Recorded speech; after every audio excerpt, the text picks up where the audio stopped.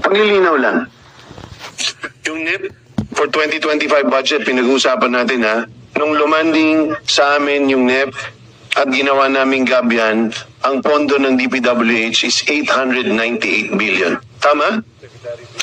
Nung umalis sa amin ang DPWH budget, pinasa namin sa Senado, GAB2, 825 billion.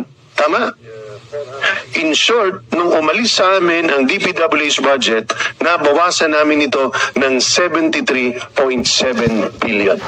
Correct?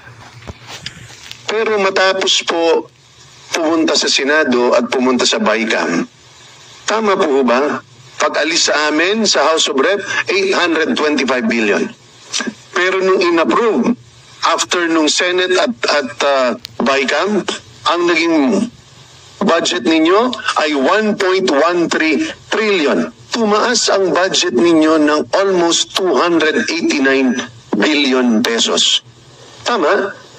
Nangyari yan sa BICAM. That's on the record. That's on the record. Well, hindi naman natin may Yes, sir. pagkakaila eh. So, ang malinaw dito, ang insertions o paglobo o pagsingit nangyari sa BICAM.